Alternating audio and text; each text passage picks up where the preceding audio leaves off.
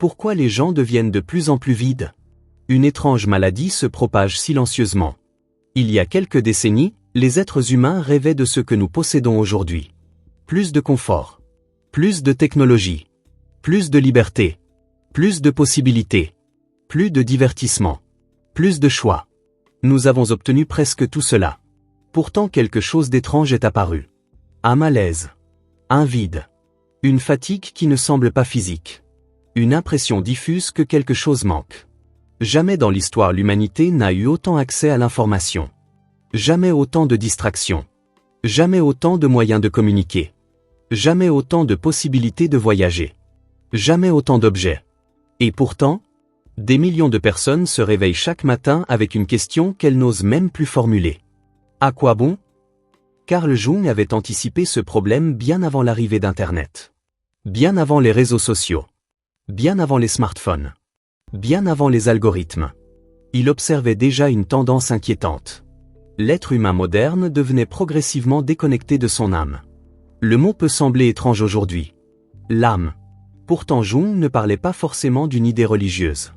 Il parlait de quelque chose de beaucoup plus profond. Le centre vivant de l'existence. Ce qui donne du sens. Ce qui donne une direction. Ce qui donne une raison de se lever le matin. Selon Jung, le plus grand danger pour un être humain n'est pas la pauvreté. Ce n'est pas l'échec. Ce n'est pas même la souffrance. Le plus grand danger est une vie vide de sens. Parce qu'un être humain peut supporter énormément de souffrance lorsqu'il sait pourquoi il souffre. Mais il supporte difficilement le vide. Et c'est précisément ce vide qui semble grandir aujourd'hui. Partout. Chez les étudiants. Chez les travailleurs. Chez les entrepreneurs. Chez les créateurs. Chez les adolescents. Même chez ceux qui semblent réussir. Beaucoup possèdent ce qu'ils désiraient. Et pourtant ils ne se sentent pas mieux. Ils atteignent leurs objectifs. Et le vide est toujours là. Ils obtiennent plus d'argent. Le vide est toujours là. Ils gagnent en popularité. Le vide est toujours là. Ils trouvent l'amour. Le vide est toujours là. Pourquoi? Parce qu'ils ont résolu des problèmes extérieurs. Mais pas la question intérieure. Imaginez un homme qui passe toute sa vie à gravir une montagne. Il sacrifie tout. Son temps. Son énergie. Sa jeunesse. Ses relations. Il monte. Toujours plus haut. Toujours plus vite. Puis un jour, il atteint enfin le sommet. Et là, il découvre quelque chose de terrifiant. Le paysage est magnifique. Mais à l'intérieur, rien n'a changé. Le vide est monté avec lui. C'est une expérience que vivent plus de personnes qu'on ne le croit. Elles poursuivent un objectif en pensant qu'il comblera quelque chose. Puis elles l'obtiennent. Et elles découvrent que ce quelque chose est toujours là. Jung observait ce phénomène chez de nombreux patients. Des personnes qui avaient objectivement réussi. Des personnes admirées. Respectées. Parfois riches. Parfois célèbres. Mais profondément perdues. Elles avaient construit une vie. Mais elles n'avaient pas trouvé de sens à cette vie. Et sans sens, même le succès finit par devenir vide. Le problème est que notre époque confond souvent plaisir et sens. Or ce sont deux choses très différentes. Le plaisir procure une satisfaction immédiate. Le sens procure une direction durable. Le plaisir apaise momentanément. Le sens nourrit profondément. Le plaisir disparaît rapidement. Le sens transforme une existence entière. Aujourd'hui, nous vivons dans une société extraordinairement efficace pour produire du plaisir. Quelques secondes suffisent. Une vidéo. Une notification. Un achat. Un message. Une récompense numérique. Une validation sociale. Une distraction. Puis une autre. Puis encore une autre. Jamais l'être humain n'a eu autant de moyens de stimuler son cerveau. Mais jamais il n'a semblé aussi difficile de rester seul avec ses pensées. Posez-vous une question. Quand avez-vous passé une heure entière sans écran? Sans musique. Sans notification. Sans distraction. Simplement seul avec vous-même. Pour beaucoup de personnes, cette expérience est devenue presque inconfortable. Pourquoi? Parce que le silence révèle. Le silence montre ce que le bruit cache. Et parfois ce que le bruit cache, c'est précisément ce vide intérieur.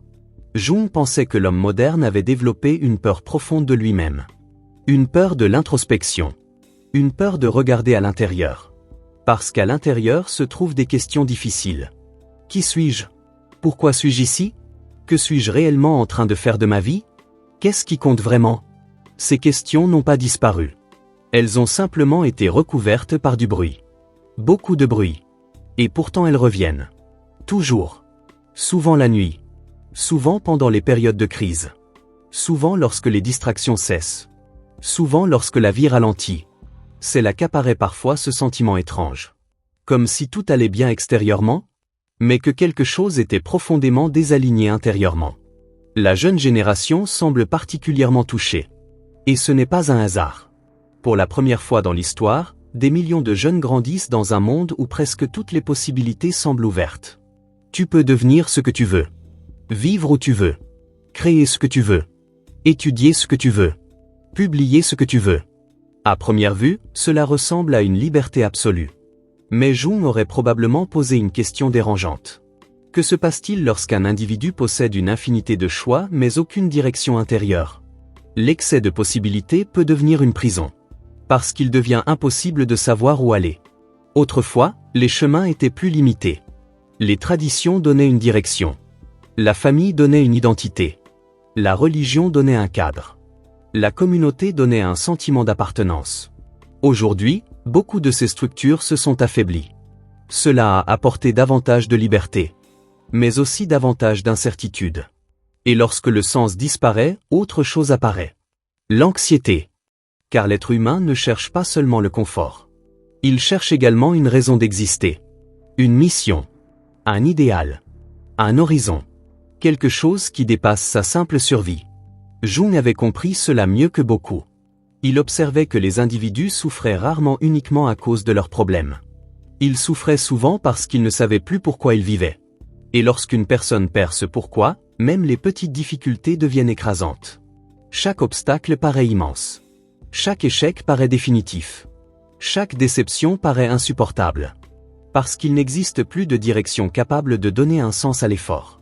Voilà pourquoi la crise du sens est devenue l'un des grands défis de notre époque. Elle est invisible. On ne peut pas la mesurer facilement. On ne peut pas toujours la voir. Mais ses effets sont partout. Dans l'ennui chronique. Dans la démotivation. Dans la dépendance aux distractions. Dans la fatigue psychologique. Dans cette impression étrange de traverser la vie sans vraiment la vivre. Et pourtant, Jung pensait que ce vide n'était pas forcément un ennemi. Parfois, il est un signal. Un appel. Un message. Comme si quelque chose au fond de nous refusait de continuer à vivre de manière superficielle. Comme si l'âme disait « Ce n'est pas tout. Il doit y avoir davantage. Tu n'es pas venu ici uniquement pour consommer, travailler et recommencer. » Et c'est souvent à partir de ce moment-là que commence la véritable quête. Pas la quête du succès. Pas la quête de l'argent. Pas la quête de l'approbation. Mais la quête du sens. Et cette quête va conduire Jung vers certaines des découvertes les plus fascinantes de toute son œuvre. Parce que selon lui, le vide n'apparaît pas par hasard. Le vide est souvent un symptôme. Une conséquence. Le résultat d'une rupture intérieure. Imaginez un arbre gigantesque. Vu de l'extérieur, tout semble normal. Le tronc est solide. Les branches sont présentes. Les feuilles sont là. Mais sous terre, les racines commencent à se dessécher. Pendant un moment, rien ne paraît différent. Puis progressivement, l'arbre perd sa vitalité. Quelque chose manque. Quelque chose ne circule plus. Jung pensait que beaucoup d'êtres humains modernes ressemblent à cet arbre. Le problème n'est pas toujours visible. Les apparences restent intactes. Les études continuent. Le travail continue. Les sorties continuent. Les publications sur les réseaux continuent. Les projets continuent. Mais à l'intérieur, quelque chose s'affaiblit. Le sentiment d'être relié à quelque chose de plus grand que soi. Et c'est précisément là que naît le vide existentiel. Non pas parce qu'il manque quelque chose à l'extérieur, mais parce qu'il manque quelque chose à l'intérieur. Le plus troublant est que ce vide peut exister même au milieu de l'abondance. Parfois même davantage. Pendant longtemps, beaucoup de personnes croient que leur malaise vient simplement d'un manque. Un manque d'argent. Un manque de reconnaissance. Un manque de succès. Alors elles poursuivent ces choses. Et parfois elles les obtiennent. Mais une fois obtenues, une étrange réalité apparaît. Le sentiment de vide demeure. Pourquoi? Parce que le problème n'était pas l'absence de confort. Le problème était l'absence de signification. Jung observait souvent que l'être humain possède un besoin psychologique fondamental. Un besoin aussi réel que la faim. Aussi réel que la soif. Le besoin de donner un sens à son existence. Sans ce sens, même les plaisirs deviennent rapidement fades. Pensez à la façon dont fonctionne le cerveau humain. Lorsqu'un désir est satisfait, une sensation agréable apparaît. Puis elle diminue. Très vite. Alors un nouveau désir apparaît. Puis un autre. Puis encore un autre. Le problème est que beaucoup de personnes passent leur vie entière à courir après ces satisfactions temporaires. En espérant qu'un jour l'une d'elles comblera définitivement le vide. Mais aucune ne le fait. Parce que le vide n'est pas un manque de stimulation. C'est un manque de signification. Et notre époque est devenue experte dans l'art de confondre les deux. Aujourd'hui, lorsqu'une personne s'ennuie, elle prend son téléphone. Lorsqu'elle se sent seule, elle ouvre une application. Lorsqu'elle ressent un malaise intérieur, elle cherche une distraction. Lorsqu'elle se sent vide, elle cherche davantage de contenu. Davantage de bruit. Davantage de stimulation. Pourtant, le vide ne disparaît pas. Il attend. Silencieusement. Et parfois, plus les distractions augmentent, plus le vide grandit. Cela paraît paradoxal. Mais Jung aurait probablement compris pourquoi. Parce que chaque distraction repousse la rencontre avec soi-même. Imaginez une maison dont une pièce est verrouillée. Vous savez qu'elle existe. Mais vous refusez d'y entrer. Alors vous occupez votre temps ailleurs. Vous regardez la télévision. Vous écoutez de la musique. Vous recevez des amis. Vous travaillez. Vous voyagez. Tout cela peut être agréable. Mais la pièce verrouillée est toujours là. Le vide existentiel ressemble souvent à cette pièce. Une partie de nous demande à être explorée. Mais nous continuons à tourner autour. Et plus nous tournons autour, plus une sensation étrange apparaît. Une impression de vivre à moitié. Une impression de passer à côté de quelque chose. Une impression difficile à décrire. Beaucoup de jeunes ressentent aujourd'hui exactement cela. Ils ont accès à davantage d'informations que n'importe quelle génération précédente. Pourtant ils se sentent souvent plus perdus. Ils connaissent des milliers d'opinions. Mais peinent parfois à connaître la leur. Ils peuvent communiquer avec le monde entier. Mais se sentent parfois profondément seuls. Ils peuvent suivre la vie de milliers de personnes. Mais ne savent plus toujours quoi faire de la leur. Jung aurait probablement vu dans ce phénomène une conséquence psychologique majeure. Lorsque l'attention est constamment dirigée vers l'extérieur, l'intériorité s'affaiblit. Or sans intériorité, il devient difficile de construire une identité solide. Beaucoup de jeunes grandissent aujourd'hui entourés de modèles. Des influenceurs. Des célébrités. Des entrepreneurs. Des créateurs. Des experts. Des millions d'images de réussite. Mais plus ils regardent les autres, moins ils apprennent parfois à se connaître eux-mêmes. Ils savent ce qui est populaire. Ce qui est tendance. Ce qui fonctionne. Ce qui rapporte. Ce qui attire l'attention. Mais une question demeure souvent sans réponse. Qu'est-ce qui a du sens pour moi? Et cette question est fondamentale. Parce qu'aucune tendance ne peut y répondre. Aucun algorithme. Aucune célébrité. Aucun expert. C'est une question intérieure. Une question que chacun doit affronter seul. Jung croyait que beaucoup de souffrances modernes viennent précisément de cette fuite. La fuite devant les grandes questions. Qui suis-je? Pourquoi suis-je ici? Que dois-je devenir? Qu'est-ce qui mérite réellement mon temps? Quelle vie vaut la peine d'être vécue? Ces questions sont inconfortables. Parce qu'elles ne possèdent pas de réponse instantanée. Nous vivons dans une époque où presque tout peut être obtenu rapidement. Une vidéo en quelques secondes. Une réponse en quelques clics. Une livraison en quelques heures. Mais le sens ne fonctionne pas ainsi. Le sens demande du temps. Du silence. De l'observation. De la réflexion. Des expériences. Des erreurs. Des remises en question. Et beaucoup de personnes découvrent cela trop tard. Elles passent des années à poursuivre ce que la société valorise. Puis un jour elles s'arrêtent. Et elles réalisent qu'elles ont construit une vie qui ne leur ressemble pas. Un métier choisi pour plaire.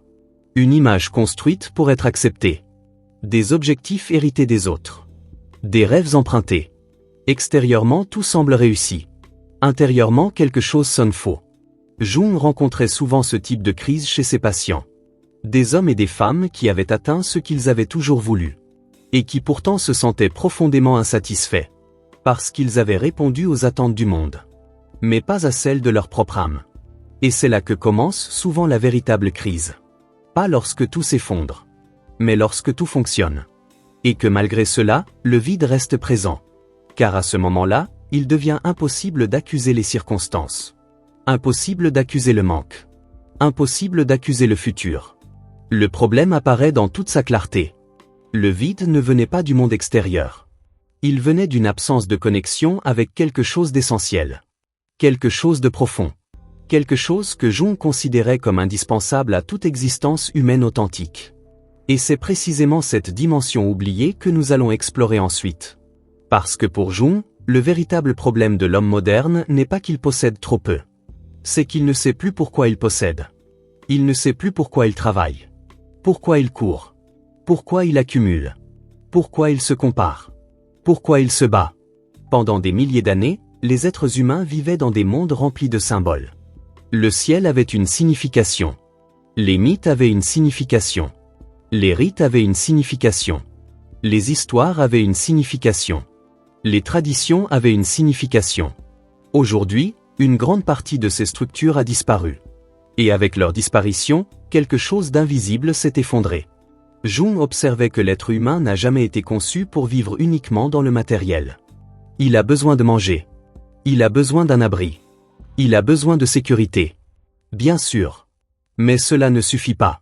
Cela n'a jamais suffi. Si le confort matériel suffisait à rendre heureux, alors les sociétés les plus riches seraient également les plus épanouies psychologiquement.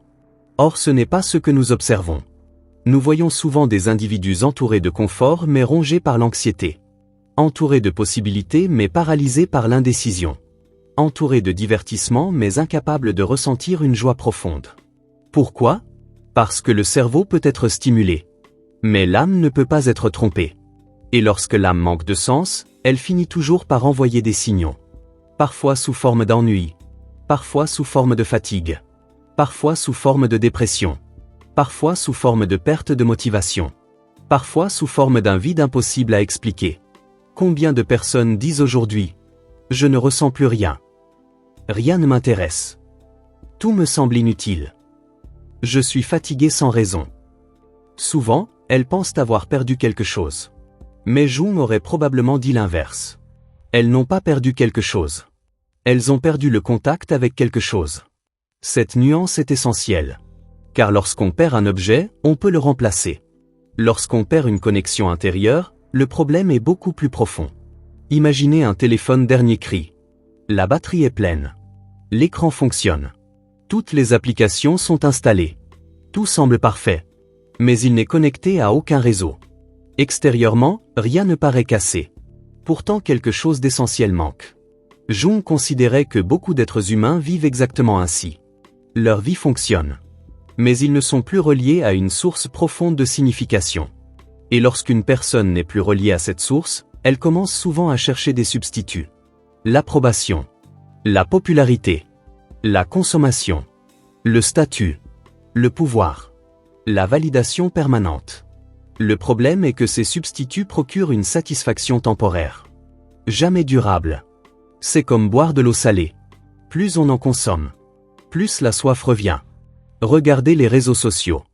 Ils constituent probablement l'exemple le plus frappant de ce phénomène. Jamais dans l'histoire l'être humain n'a reçu autant de micro-validations. Des mentions. Des vues. Des commentaires. Des abonnés. Des partages. Chaque notification procure une petite récompense. Un bref sentiment de satisfaction. Une petite montée émotionnelle. Puis quelques minutes plus tard, le besoin revient. Encore. Et encore. Et encore. Jung aurait probablement trouvé ce mécanisme fascinant. Parce qu'il illustre parfaitement la différence entre la stimulation et le sens. La stimulation est immédiate. Le sens est profond. La stimulation excite. Le sens nourrit. La stimulation passe. Le sens construit. Or notre époque produit une quantité gigantesque de stimulation. Mais beaucoup moins de sens. Voilà pourquoi tant de jeunes ressentent une étrange contradiction. Ils n'ont jamais eu autant accès au monde. Et pourtant ils se sentent parfois plus perdus que jamais. Ils peuvent visiter n'importe quel pays grâce à Internet. Apprendre presque n'importe quelle compétence. Découvrir presque n'importe quelle idée. Mais une question demeure. Dans quelle direction aller ? Et cette question est précisément celle du sens. Car la liberté sans direction peut devenir écrasante. Imaginez que l'on vous place devant 10 000 routes différentes. Toutes possibles. Toutes accessibles. Toutes ouvertes. Au début, cela semble merveilleux. Puis une inquiétude apparaît. Et si je choisissais la mauvaise? Et si je perdais mon temps? Et si je passais à côté de ma vraie vie? Plus les possibilités augmentent, plus l'angoisse du choix peut grandir. C'est un paradoxe moderne. Nous possédons davantage de liberté. Mais cette liberté exige une responsabilité nouvelle. La responsabilité de définir nous-mêmes le sens de notre existence.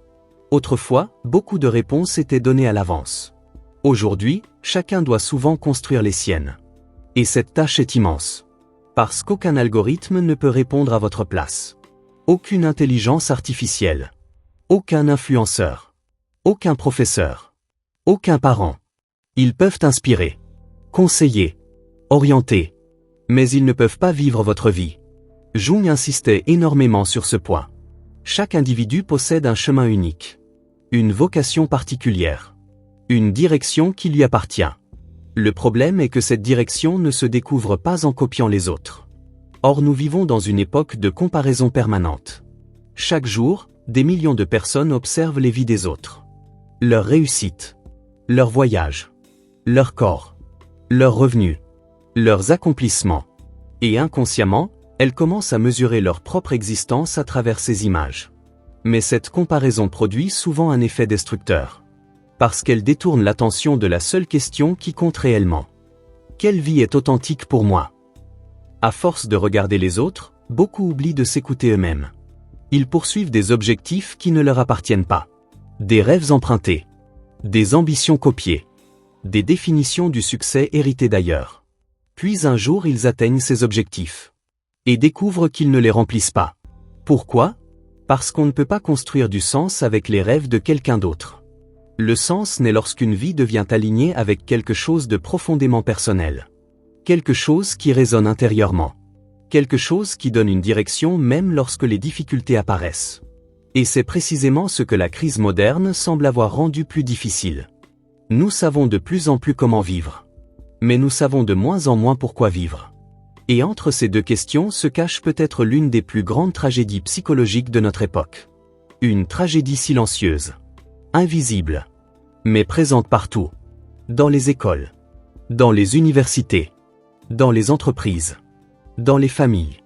Et surtout, dans l'esprit de millions de jeunes qui avancent chaque jour sans être certains de savoir où ils vont réellement.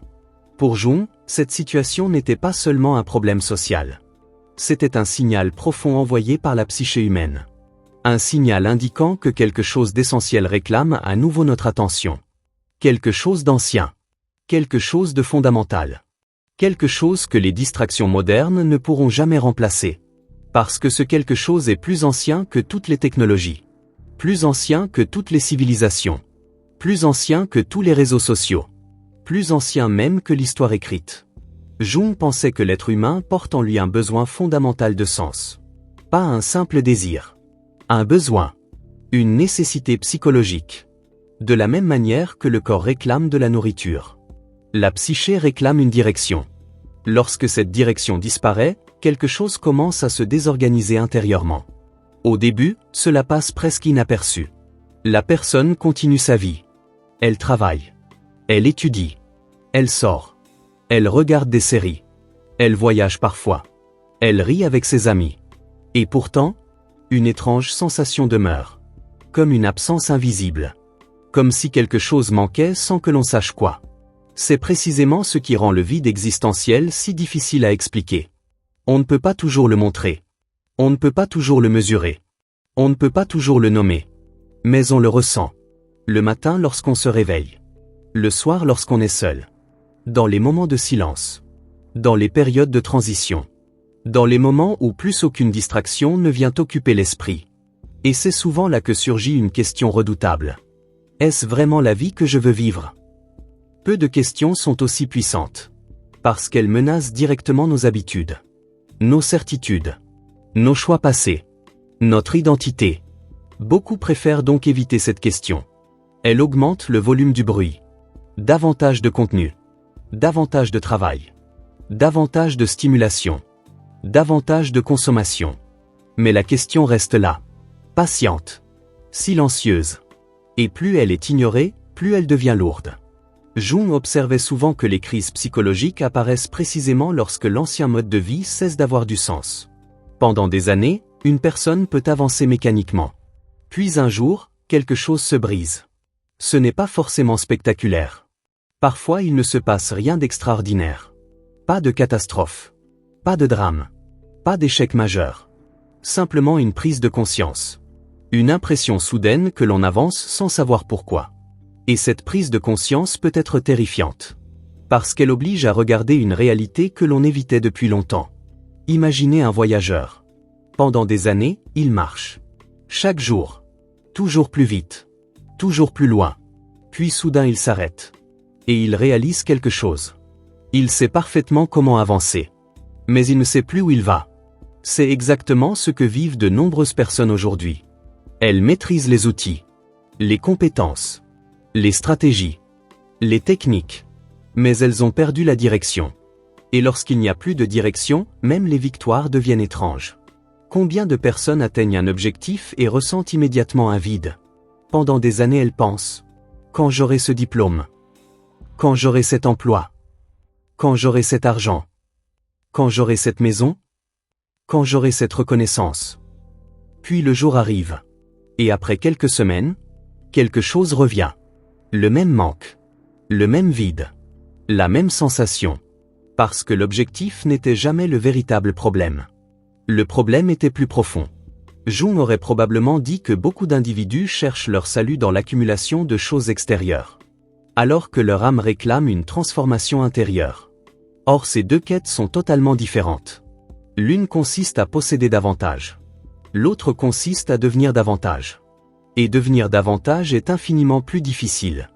Parce que cela exige une confrontation. Une remise en question. Une exploration. Cela exige de rencontrer des parties de soi que l'on ignore. Cela exige également d'accepter une vérité dérangeante. Peut-être que certaines choses que nous poursuivons ne sont pas réellement nos désirs. Réfléchissez à cela. Combien de rêves poursuivons-nous parce qu'ils viennent réellement de nous? Et combien poursuivons-nous parce qu'ils sont admirés par les autres? La différence est énorme. Car un rêve authentique nourrit. Un rêve emprunté épuise. Pourtant il est souvent difficile de distinguer les deux. Depuis l'enfance, nous sommes influencés par des milliers de messages. Ce qu'il faut réussir. Ce qu'il faut posséder. Ce qu'il faut devenir. Ce qu'il faut montrer. Ce qu'il faut afficher. Progressivement, certaines attentes extérieures deviennent nos propres attentes. Ou du moins nous le croyons. Jung appelait cela l'identification. Le moment où nous confondons notre véritable nature avec les rôles que nous jouons. Le bon élève. Le professionnel performant. L'enfant modèle. Le leader. Le rebelle. Le créatif. Le séducteur. Ces rôles peuvent être utiles. Mais ils deviennent dangereux lorsqu'ils remplacent totalement notre identité profonde. Parce qu'à force de jouer un personnage, on finit parfois par oublier qui l'on est derrière le personnage. Et alors apparaît une étrange fatigue. Pas seulement physique. Une fatigue existentielle. La fatigue de maintenir une image. La fatigue de répondre aux attentes. La fatigue de vivre selon des critères qui ne nous correspondent pas vraiment. Beaucoup de jeunes ressentent aujourd'hui cette fatigue sans parvenir à la nommer. Ils ont l'impression de devoir réussir. Mais ils ne savent plus pourquoi. Ils ont l'impression de devoir produire. Mais ils ne savent plus dans quel but. Ils ont l'impression de devoir avancer. Mais ils ignorent vers quelle destination. Cette confusion n'est pas un signe de faiblesse. Elle est souvent le signe qu'une ancienne manière de vivre ne fonctionne plus. Et c'est précisément à ce moment-là que Jung voyait apparaître une possibilité extraordinaire. Car le vide n'est pas seulement une absence. Parfois, il est un commencement. Parfois, lorsque toutes les anciennes réponses cessent de fonctionner, une nouvelle question peut enfin émerger. Une question beaucoup plus profonde. Une question capable de transformer une existence entière. Une question que chaque être humain finit tôt ou tard par rencontrer au cours de sa vie. Et lorsque cette question apparaît, le véritable voyage commence réellement. Parce qu'à cet instant, une personne cesse de demander « Comment puis-je être plus confortable ?» et commence à demander « Pourquoi suis-je ici ?» Cette transition paraît simple. En réalité, elle change tout. Pendant longtemps, l'être humain moderne a cru que le bonheur viendrait principalement du progrès matériel. Plus de technologie, plus de sécurité, plus de richesse, plus d'efficacité, plus de confort. Et soyons honnêtes, ces choses ont apporté énormément d'avantages. Elles ont amélioré la vie de millions de personnes. Mais elles ont également révélé une vérité inattendue. Même lorsque les besoins matériels sont satisfaits, la question du sens demeure. Et cette question devient parfois encore plus forte. Pourquoi ? Parce que lorsqu'une personne lutte simplement pour survivre, son attention est absorbée par l'urgence. Mais lorsque la survie n'est plus le problème principal, quelque chose d'autre remonte à la surface. Les grandes questions. Qui suis-je ? Que dois-je faire de ma vie ? Quelle est ma place ? Pourquoi suis-je malheureux alors que tout semble aller bien ? Jung remarquait que beaucoup de crises apparaissent précisément lorsque les problèmes extérieurs diminuent. C'est paradoxal. Mais c'est souvent vrai. Tant que nous sommes occupés à éteindre des incendies, nous n'avons pas le temps de réfléchir. Mais lorsque le calme revient, nous entendons enfin les questions que nous repoussions. Et beaucoup découvrent alors quelque chose d'inquiétant. Ils ont construit une vie. Mais ils n'ont jamais construit une raison de vivre. Ils ont accumulé des objectifs. Mais jamais une direction profonde. Ils savent comment gagner leur vie. Mais ils ne savent plus comment donner du sens à leur existence. C'est pourquoi tant de personnes décrivent aujourd'hui une étrange sensation. Elles ne sont pas forcément tristes. Pas forcément déprimées. Pas forcément malades. Mais elles ont l'impression d'être déconnectées. Comme si elles observaient leur propre vie de l'extérieur. Comme si elles traversaient les jours sans réellement les habiter. Comme si quelque chose manquait. Jung considérait ce phénomène avec énormément de sérieux. Car selon lui, lorsqu'un être humain perd le sens, il devient vulnérable à toutes sortes de compensations. Il commence à chercher dans le monde extérieur ce qu'il ne trouve plus à l'intérieur. Alors apparaissent parfois des comportements excessifs. Une obsession du travail. Une obsession de l'argent. Une obsession de l'image. Une obsession de la performance. Une obsession de la distraction. Toutes ces choses peuvent devenir des tentatives inconscientes de remplir un vide.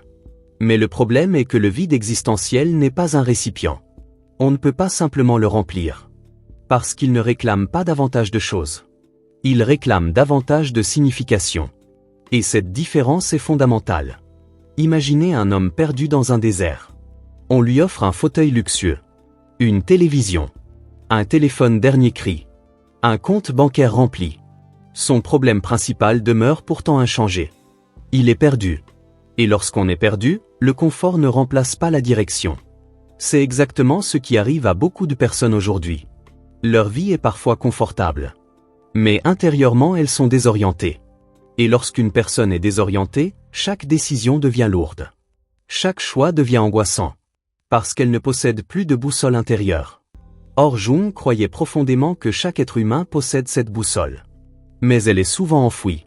Recouverte. Ignorée. Parfois depuis l'enfance. Très tôt, beaucoup apprennent à écouter les attentes des autres. Les attentes de leurs parents. Les attentes de leurs professeurs. Les attentes de leur entourage. Les attentes de la société. Et progressivement, une habitude se forme. Regarder constamment à l'extérieur pour savoir comment vivre. Le problème est qu'à force d'écouter tout le monde, on finit parfois par ne plus entendre sa propre voix. Et cette voix intérieure est précisément ce que Jung considérait comme essentiel. Car le sens ne peut pas être imposé. Il ne peut pas être téléchargé. Il ne peut pas être acheté.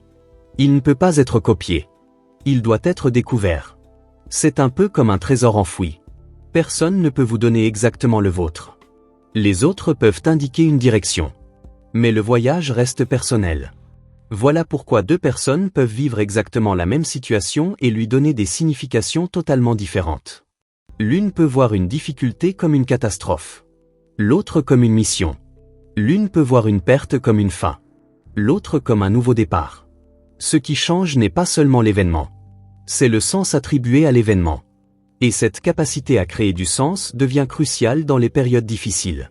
Car une existence sans souffrance n'existe pas. Jung le savait parfaitement. La douleur fait partie de la condition humaine. La perte fait partie de la condition humaine. L'incertitude fait partie de la condition humaine. La véritable question n'est donc pas « Comment éviter toute souffrance ?» La véritable question est, comment donner un sens à ce que je traverse? Et c'est là que beaucoup de jeunes se retrouvent aujourd'hui face à un immense défi. Ils vivent dans un monde où presque tout change rapidement. Les métiers, les technologies, les relations, les valeurs, les repères, tout semble devenir plus rapide, plus instable, plus imprévisible. Dans un tel contexte, il devient facile de perdre son centre. Facile de devenir spectateur de sa propre vie. Facile de dériver au gré des tendances. Et pourtant, Jung pensait que c'est précisément dans les périodes de confusion que les plus grandes transformations deviennent possibles. Parce que lorsque les anciennes certitudes s'effondrent, quelque chose de nouveau peut émerger. Quelque chose de plus authentique. Quelque chose de plus profond. Quelque chose qui ne dépend plus uniquement de ce que le monde attend de nous. Mais avant que cette transformation puisse commencer, il faut comprendre un mécanisme psychologique que Jung considérait comme l'un des plus grands pièges de l'existence moderne. Un piège dans lequel des millions de personnes tombent sans même s'en rendre compte. Et ce piège commence souvent par une idée qui semble totalement inoffensive. Je serai heureux quand? Je serai heureux quand? Quand j'aurai plus d'argent. Quand j'aurai trouvé l'amour. Quand j'aurai cette maison. Quand j'aurai ce diplôme. Quand j'aurai cette promotion. Quand j'aurai davantage de liberté. Quand j'aurai plus de temps. Cette phrase paraît normale. Tout le monde l'utilise. Pourtant, elle contient un danger psychologique immense. Parce qu'elle place constamment la vie dans le futur. Le bonheur devient toujours quelque chose qui arrive plus tard. Jamais maintenant. Alors la personne avance. Elle travaille. Elle se sacrifie. Elle reporte. Elle attend. Et lorsqu'elle atteint enfin son objectif, un nouveau quand apparaît. Quand j'aurai encore plus. Quand j'aurai mieux. Quand j'aurai autre chose. Le mécanisme recommence. Encore. Et encore. Et encore. Jung observait que beaucoup d'individus vivent ainsi pendant des décennies. Ils poursuivent un horizon qui recule sans cesse. Comme un voyageur dans le désert qui croit apercevoir une oasis. Il avance. Puis l'oasis s'éloigne. Alors il continue. Encore. Toujours. Le problème n'est pas d'avoir des ambitions. Le problème est de croire qu'un événement futur résoudra à lui seul le vide intérieur. Car le vide existentiel ne disparaît pas automatiquement lorsqu'un objectif est atteint. Souvent, il attend simplement derrière cet objectif. Voilà pourquoi certaines personnes ressentent une profonde déception après avoir obtenu ce qu'elles désiraient depuis des années. Elles imaginaient une transformation radicale. Elles pensaient qu'elles se sentiraient enfin complètes. Enfin apaisées. Enfin vivantes. Puis le grand jour arrive. Et quelques semaines plus tard, la vie continue. Le même esprit. Les mêmes peurs. Les mêmes questionnements. Le même vide. Cette expérience peut être bouleversante. Parce qu'elle détruit une illusion. L'illusion selon laquelle le prochain accomplissement changera tout. Jung considérait ces moments comme extrêmement importants. Parce qu'ils obligent l'individu à regarder ailleurs. Pendant longtemps, il cherchait la réponse à l'extérieur. Maintenant, il est forcé d'examiner l'intérieur. Et c'est souvent là que commence la véritable transformation. Car tant qu'une personne croit que son salut se trouve exclusivement dans les circonstances extérieures, elle reste dépendante de ces circonstances. Son bien-être dépend des résultats, des réactions des autres, des succès, des échecs, des événements. Elle devient comme un bateau sans ancre, ballotté par chaque vague. Mais lorsqu'une personne commence à construire un sens intérieur, quelque chose change. Les difficultés ne disparaissent pas, mais elles cessent de tout définir. Parce qu'une direction existe. Un centre existe. Une boussole existe. Et cette boussole devient particulièrement précieuse dans notre époque. Car jamais l'être humain n'a été autant exposé à la comparaison. Chaque jour. Chaque heure. Parfois chaque minute.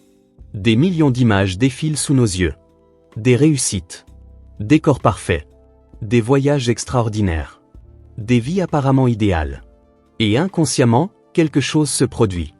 Nous commençons à comparer notre réalité quotidienne aux moments exceptionnels des autres. C'est une comparaison impossible à gagner. Car nous comparons souvent nos coulisses à la vitrine du monde. Jung aurait probablement vu dans ce phénomène une amplification moderne d'un vieux problème humain. La perte de contact avec soi-même. Plus nous observons les autres, moins nous nous observons nous-mêmes. Plus nous cherchons des réponses à l'extérieur, moins nous entendons notre propre voix intérieure. Et progressivement, quelque chose d'étrange peut se produire. Nous devenons experts dans la vie des autres, mais étrangers à la nôtre. Nous connaissons leurs opinions, leurs habitudes, leurs réussites, leurs projets. Mais nous ne savons plus répondre à une question simple. Qu'est-ce qui me fait réellement sentir vivant? Pas ce qui impressionne, pas ce qui rapporte, pas ce qui attire l'attention, ce qui donne véritablement un sentiment de vie. Cette question paraît simple. Pourtant beaucoup de personnes sont incapables d'y répondre immédiatement.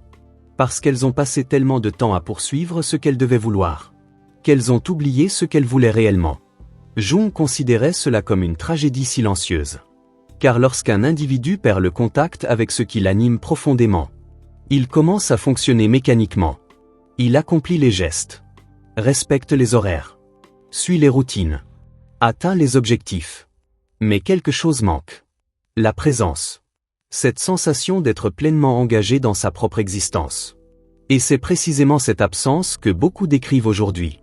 Une impression de vivre en pilote automatique. Se réveiller, travailler, consommer, dormir, recommencer. Les semaines deviennent des mois. Les mois deviennent des années. Puis soudain une question surgit. Où est passée ma vie? Cette question est redoutable. Parce qu'elle révèle parfois à quel point une personne s'est éloignée d'elle-même. Jung pensait que l'être humain n'était pas destiné à simplement exister. Il était destiné à devenir. Devenir quoi? C'est là toute la question. Pas devenir ce que les autres attendent. Pas devenir ce que la société récompense. Pas devenir une copie. Mais devenir la version la plus authentique de lui-même. Et cette tâche est infiniment plus difficile qu'il n'y paraît. Car elle exige du courage. Le courage d'abandonner certaines illusions. Le courage de remettre en question certains objectifs. Le courage de reconnaître certaines erreurs. Le courage parfois de changer complètement de direction. Beaucoup préfèrent éviter ce courage. Parce qu'il est plus confortable de continuer. Même dans une mauvaise direction. Après tout, continuer est rassurant. S'arrêter pour réfléchir peut être effrayant. Car la réflexion ouvre des portes. Et certaines portes changent une vie entière. Jung voyait souvent ce moment chez ses patients. Un moment très particulier. Le moment où une personne cesse de demander « Comment puis-je réussir davantage ?» et commence à demander « Quelle vie mérite réellement d'être vécue ?» Cette question marque souvent un tournant. Parce qu'à partir de là, le problème n'est plus uniquement psychologique. Il devient existentiel. Et c'est précisément dans cette zone que Jung a consacré une immense partie de son travail. Car il était convaincu que derrière le vide moderne se cache une vérité que beaucoup refusent de voir. Une vérité inconfortable, mais profondément libératrice. Une vérité qui explique pourquoi tant de personnes possèdent presque tout, et continuent pourtant à ressentir qu'il leur manque l'essentiel. Parce qu'au fond, l'être humain ne cherche pas seulement à vivre. Il cherche à sentir que sa vie a une signification. Et lorsque cette signification disparaît, quelque chose de très étrange se produit. Les couleurs semblent perdre leur intensité. Les victoires paraissent plus petites. Les plaisirs deviennent plus courts. Les journées deviennent plus lourdes. La personne continue d'avancer. Mais elle n'avance plus avec le même feu intérieur. Jung remarquait souvent que les individus qui souffraient le plus n'étaient pas toujours ceux qui avaient le plus de problèmes. Parfois, ils étaient simplement ceux qui avaient perdu leur raison d'avancer. Car une raison peut porter un être humain très loin. Pensez à tous les moments difficiles qu'une personne est capable de traverser lorsqu'elle croit profondément en quelque chose. Une mission, une vision, un idéal, une responsabilité, un rêve authentique. La fatigue existe toujours. Les obstacles existent toujours. Les échecs existent toujours. Mais quelque chose leur donne un sens. Et lorsqu'une difficulté possède un sens, elle devient plus supportable. À l'inverse, même les tâches les plus simples deviennent épuisantes lorsqu'elles semblent inutiles. Voilà pourquoi certaines personnes se sentent vidées malgré une vie relativement confortable. Elles ne manquent pas forcément d'énergie. Elles manquent parfois de direction. Et sans direction, l'énergie se disperse. C'est un peu comme un fleuve. Lorsqu'il possède un lit bien défini, il avance avec puissance. Lorsqu'il déborde dans toutes les directions, sa force diminue. L'être humain moderne ressemble souvent à ce fleuve. Son attention est fragmentée. Son temps est fragmenté. Son esprit est fragmenté. Une notification. Puis une autre. Puis une vidéo. Puis une publicité. puis un message, puis une nouvelle information, puis encore autre chose. Chaque élément réclame quelques secondes de conscience. Et peu à peu, quelque chose de précieux devient rare. La profondeur. Jung aurait probablement considéré cela comme un problème majeur. Parce que le sens naît rarement dans la dispersion. Le sens naît dans la profondeur. Dans la réflexion. Dans l'exploration. Dans la confrontation avec soi-même. Or ces activités demandent du temps. Du silence. De l'attention. 3 choses qui deviennent de plus en plus difficiles dans un monde construit autour de l'interruption permanente. Beaucoup de jeunes ont aujourd'hui accès à davantage d'informations en une journée que certaines personnes autrefois en plusieurs années. Pourtant cette abondance produit parfois un effet inattendu. L'esprit devient saturé. Et lorsqu'un esprit est saturé, il devient difficile de distinguer l'essentiel de l'accessoire. Tout paraît important. Tout paraît urgent. Tout réclame de l'attention. Mais l'attention humaine possède une limite. Et lorsqu'elle est constamment dispersée, une question fondamentale est souvent oubliée. Vers quoi suis-je réellement en train d'orienter ma vie? Cette question est immense. Parce qu'une existence ne se construit pas uniquement avec des décisions spectaculaires. Elle se construit surtout avec des milliers de petites directions répétées chaque jour. Chaque heure donnée à quelque chose.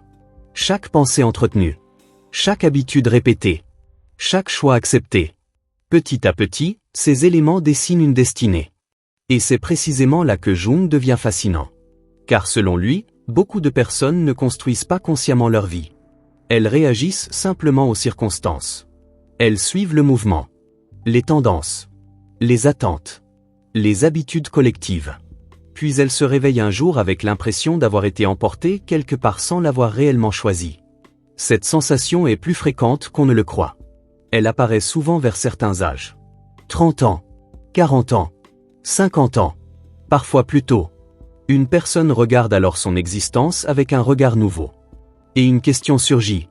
Est-ce vraiment moi qui ai choisi cette route? Cette question peut être douloureuse. Parce qu'elle remet tout en perspective. Les années passées, les sacrifices, les objectifs poursuivis, les décisions prises. Mais elle peut également devenir le début d'une renaissance. Car il n'est jamais trop tard pour devenir plus conscient. Jung insistait énormément sur cette idée. L'être humain n'est pas condamné à rester la même personne toute sa vie.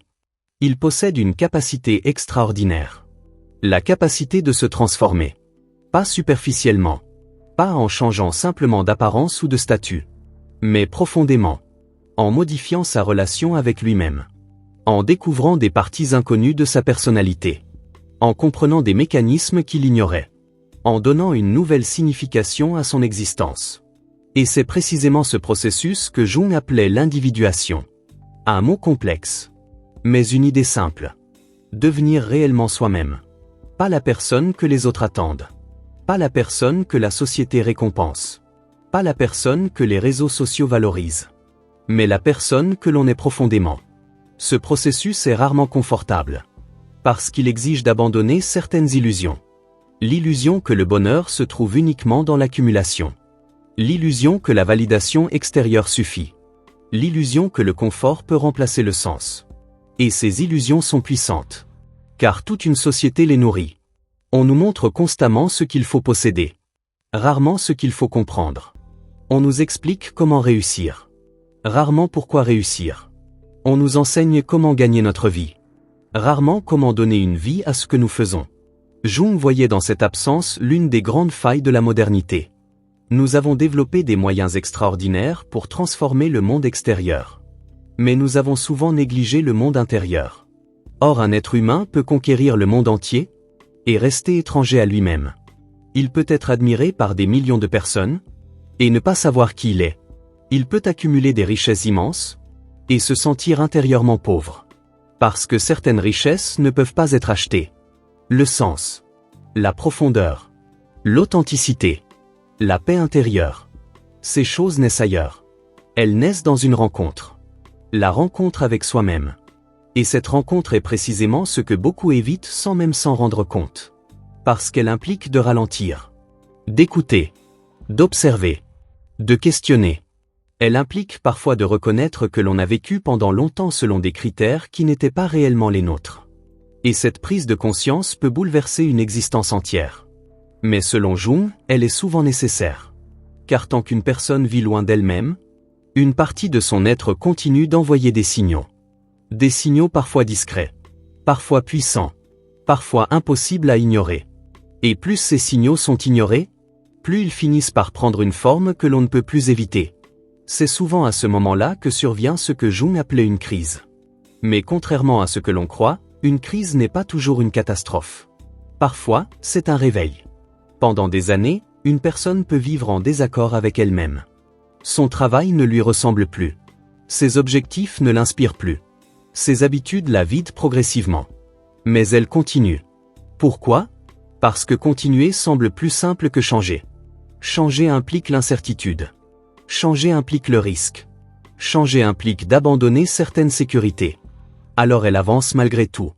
Jusqu'au jour où quelque chose cède. Parfois c'est l'épuisement. Parfois c'est l'ennui.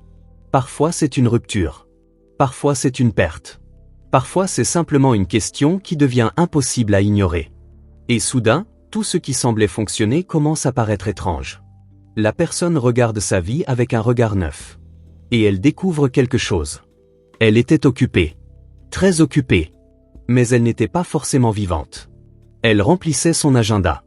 Mais pas son existence. Elle gérait son quotidien. Mais elle avait perdu son âme en chemin. Cette prise de conscience peut être douloureuse. Extrêmement douloureuse. Parce qu'elle oblige à reconnaître le temps passé. Les années écoulées. Les occasions manquées. Les rêves abandonnés. Mais Jung voyait dans cette douleur un potentiel immense. Car la douleur possède parfois une fonction. Elle révèle ce qui ne fonctionne plus. Imaginez une alarme incendie. Son bruit est désagréable. Mais son rôle n'est pas de vous faire souffrir. Son rôle est d'attirer votre attention. Pour Jung, de nombreuses souffrances psychologiques fonctionnent exactement ainsi. Elles signalent qu'une partie essentielle de la vie réclame d'être entendue. Malheureusement, beaucoup de personnes interprètent mal ce signal. Elles pensent « Je dois me distraire davantage. Je dois travailler davantage. Je dois acheter davantage. Je dois consommer davantage. » Alors qu'en réalité, leur psyché leur demande parfois exactement l'inverse. Ralentir. Observer. Écouter.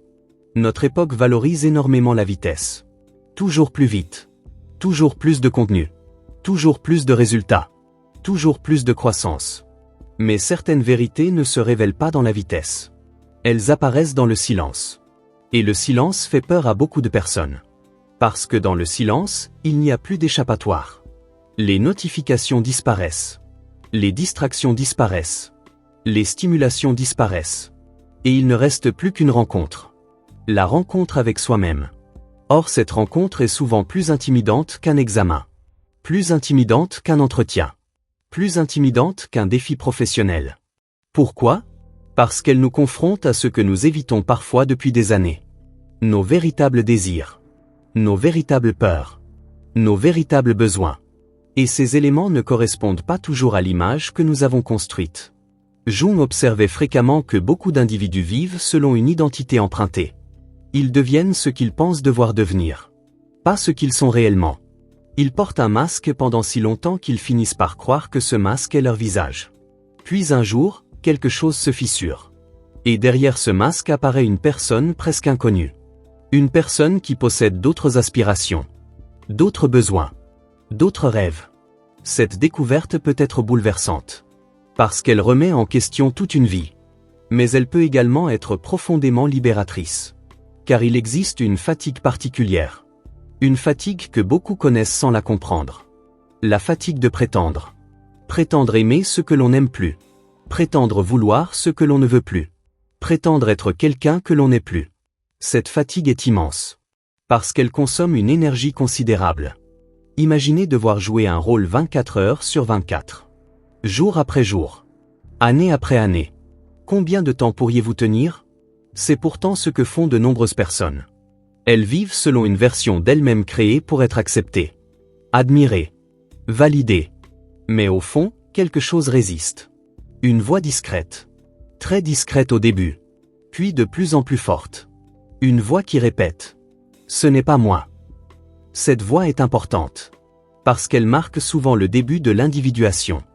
Le processus central de toute la pensée jungienne. L'individuation n'est pas la recherche du bonheur permanent. Ce n'est pas non plus la recherche de la perfection. C'est la recherche de la totalité. Devenir complet. Réunir les différentes parties de soi. La lumière. Et l'ombre. Les forces.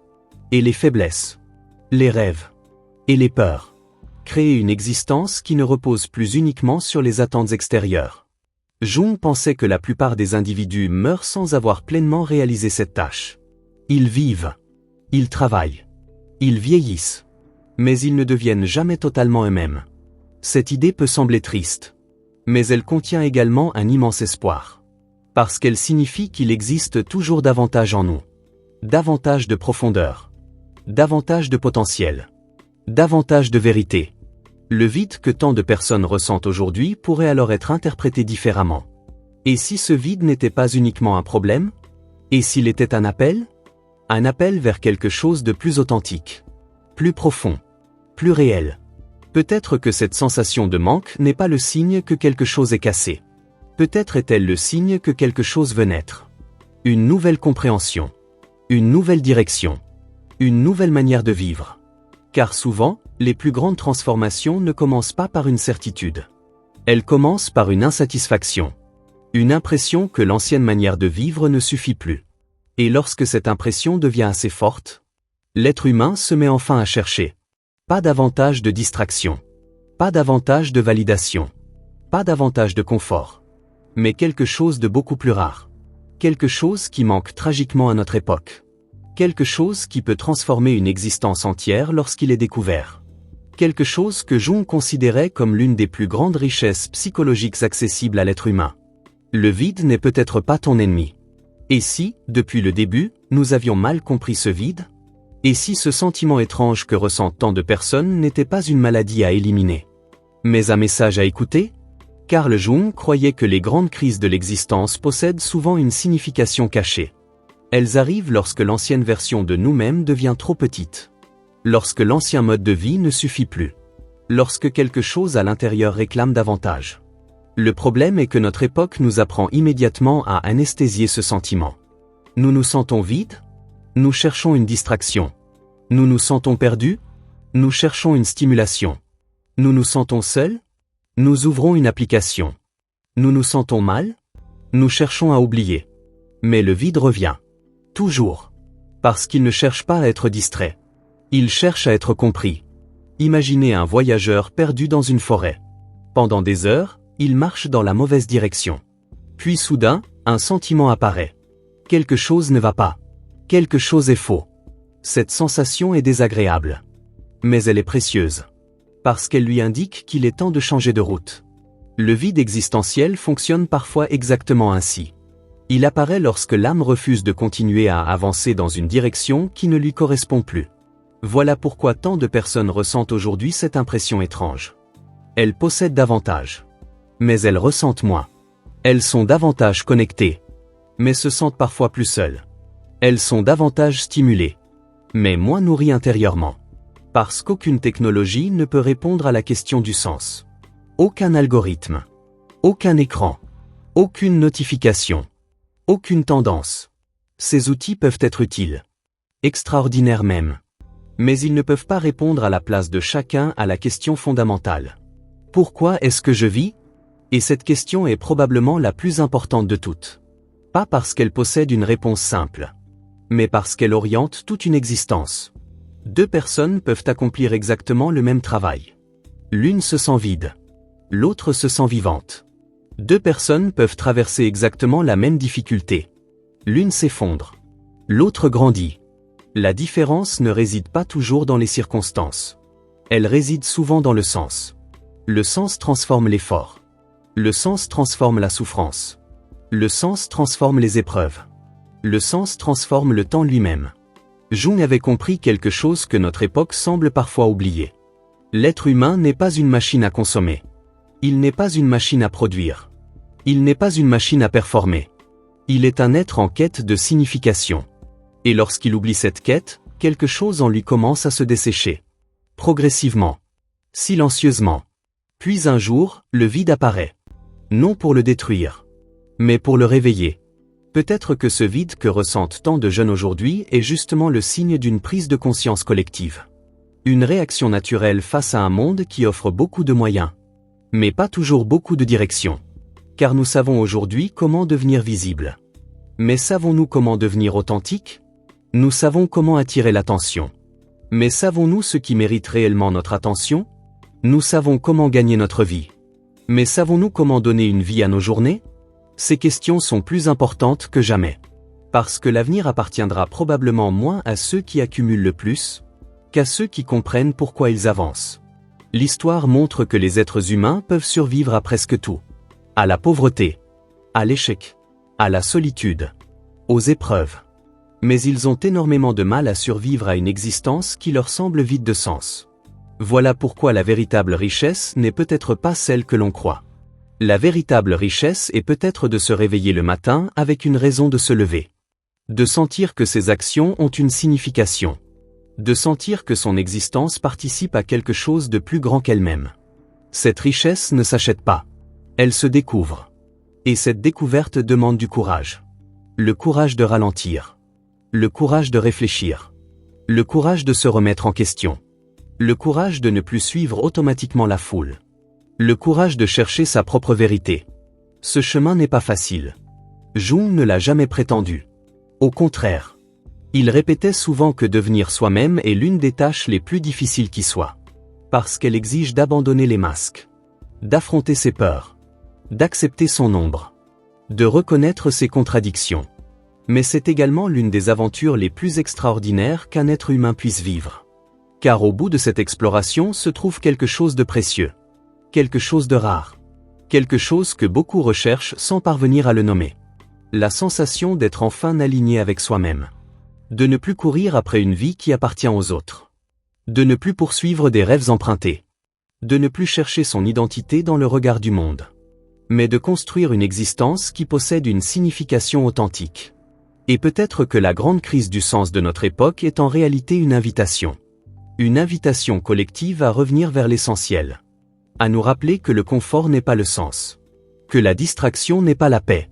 Que la popularité n'est pas l'accomplissement. Que l'accumulation n'est pas la réalisation de soi. Parce qu'au bout du compte, la question la plus importante n'est peut-être pas « Combien ai-je gagné ?» ni « Combien ai-je possédé ?» ni « Combien de personnes m'ont admiré ?» mais plutôt « Ai-je vécu une vie qui avait du sens pour moi ?» Et lorsque cette question reçoit enfin une réponse sincère, le vide commence à se transformer. Il cesse d'être un gouffre. Il devient un guide. Il cesse d'être une absence. Il devient une direction. Il cesse d'être un ennemi. Il devient un appel. Un appel vers quelque chose de plus profond. Quelque chose de plus vrai. Quelque chose de plus vivant. Et c'est peut-être cela, la leçon la plus importante que Carl Jung voulait transmettre. Le plus grand danger n'est pas de manquer de choses. Le plus grand danger est de passer toute sa vie sans découvrir ce qui lui donne un sens. Alors si tu ressens parfois ce vide, ne te demande pas immédiatement comment le faire disparaître. Demande-toi ce qu'il essaie de te montrer. Car il est possible que derrière ce malaise se cache une vérité essentielle. Une vérité capable de changer toute une existence. Une vérité qui attend peut-être depuis longtemps que tu l'écoutes. Et cette vérité commence souvent par une simple question. Quelle vie mérite vraiment d'être vécue ?